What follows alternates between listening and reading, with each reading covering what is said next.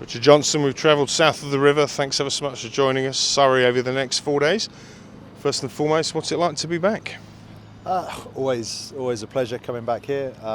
As a player, I always enjoyed playing here as well. Obviously, I spent 4 good years here with Stewie and the lads. So always good to come back.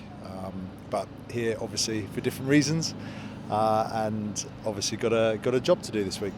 Absolutely. Before we get on to the ins and outs of the last games and looking ahead to this game, let's have a quick word on the charity angle to this game. Obviously, the game is very much focused around Matt Dunn and his family, who tragically lost their daughter last year. Lots of fundraising going on. Obviously, both sides joining together and raising funds for that worthy cause. Yeah, absolutely. Obviously, devastating, tragic news. Dunny and his wife, such good people, fantastic family. And awful news. So we'll do whatever we can to support that and support him and his family, 100%. Good to hear. Obviously, all played out in front of the Sky cameras this week. Does that add an extra spice to it? It doesn't really need to add an extra spice. It's a London derby, which is always good along the years. So it doesn't need to add anything more to it. It's there. Sky being here is just a nice thing, nice added extra. I guess there'll be a few players that'll be looking forward to playing in front of those cameras. 2 that have been in incredible form. Let's focus on those. Both Ryan Higgins and Ethan Bamber, both named in the PCA Player of the Month squad for April. 2 phenomenal performances from them throughout the month. I guess you're looking for more of the same. Yeah, absolutely. From everyone, to be honest. I mean, they've been the standout contributors the last few weeks, along with obviously Mertz in the last game. But everybody's chipped in. Everybody's added to what we've been trying to do over the last 4 weeks, 5 weeks. So time for someone else, obviously, to make the bigger contributions, and everybody's capable of doing that. So hopefully, someone else takes on the baton this week and puts their hands up.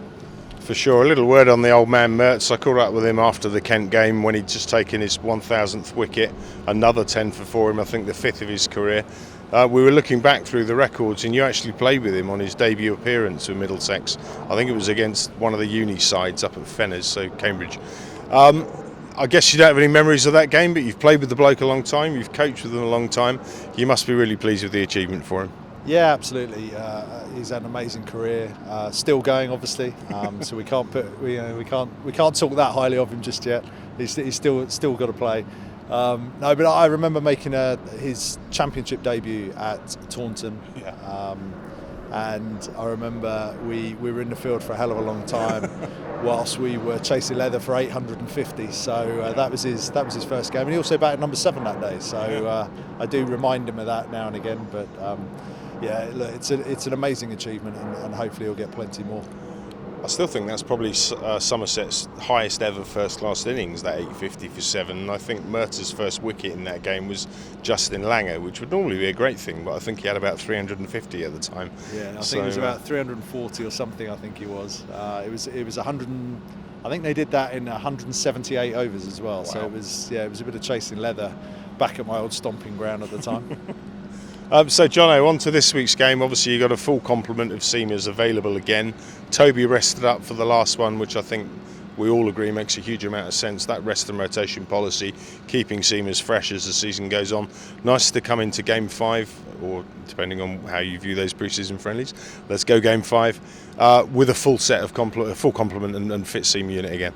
Yeah, absolutely. We've got a full squad to pick from. It's always tough when you've got people in form. Someone has to miss out. Yeah. It's a bit like, when people were on good wickets like last year, everyone's scoring runs and people in the second team are doing well. You have to leave people out, and that's part of the job. I don't like to see people thinking they're being dropped. It's not about being dropped. You're part of a squad. You're not going to play every single game, and it is good times to have weeks out and rest, and everybody will play a similar amount of games, I'm sure, by the end of the season. That's one thing you really seem to have nailed, Jono, is that kind of level balance within the dressing room. It's like it's obviously tough not playing. People are going to be disappointed, but you seem to have a squad rather than an 11, and everybody appreciates that to maintain that kind of drive all the way through the year, you're going to have to step out now and again. Yeah, it's something we talked about last year when I first came in, about creating a squad, and the only way you can do that is by the people in the squad scoring enough runs and taking enough wickets to stay in the team for as long as possible, and the guys who are on the outside of that scoring enough runs and taking enough wickets and bowling well enough to get in. And even then, because we've got such high quality, especially with our seam attack, people are still going to miss out that think they should be playing. And trying to keep that balance of people wanting to play, playing enough cricket and being disappointed to miss out is a difficult balance to make. But I think if you look people in the eye and tell them honestly what you think and why, then it goes a long way. Absolutely. It was only 3 weeks ago, Jono, we were chatting after the second back-to-back defeat, 2 opening losses in the opening 2. We've come off that with 2 wins out of 2. We're now sat just 15 points from Surrey. Long way to go in the season, but we're 5th in the table. Seems like a long time ago those first 2 losses. Yeah, I think you know me a little bit better than that, Fletch. We don't get too down if we lose a couple of games. We're not going to get too up winning a couple of games. We'll stay level. If we focus on what makes us a good side and get back to doing that again this week, we'll compete. And if you're competing every day, you've got a chance of winning games. And that's the way we set up last year. It's the way we set up this year. We won't panic and we won't get too high when things are going well. So we'll go again this week. We'll be trying to put in place all the things we talked about at the end of last game and the end of the game before that. We'll try and do that again this week. Yeah. And if we can do that, we'll compete. And if we do that, who knows what will happen. Just a quick word on the last opponents, who were obviously Kent. We won, I would say, pretty convincingly. We had our noses in front for most of the game. It was a good all-round performance. You saw some of the batters stepping up. Robbo spending some time out there. Malla spending some time out there.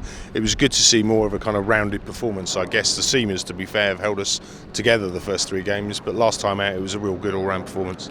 Yeah, a lot's being said about our runs and our batting last year.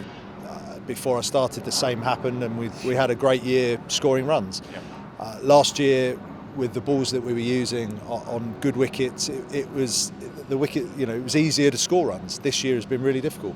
We haven't been on the wrong end of a game in terms of the opposition scoring 400 odd and us getting rolled for 180, 200. It's not been that type of cricket. It's been shootout style of cricket that you need a little bit of luck sometimes to get on the right side of.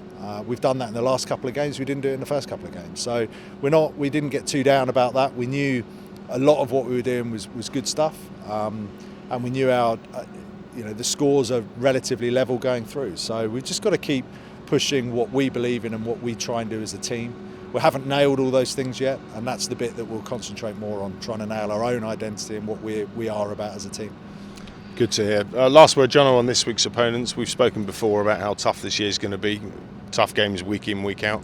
I guess they come no tougher than Surrey at the Oval. Yeah, another tough game, as I said. I think after day one or before the first championship game, it's going to be like that all year. They're tough games all the way through. We're prepared for that. We know that. What better place to come and play cricket at the Oval against your arch rivals? The boys will be trying to put in a great performance, and as I said earlier, we'll see where that takes us. Good to hear, mate. Well, thanks for joining us, Jono. All the very best luck over the 4 days, and look forward to catching up with you next week, hopefully when we can talk about a glorious victory. Cool.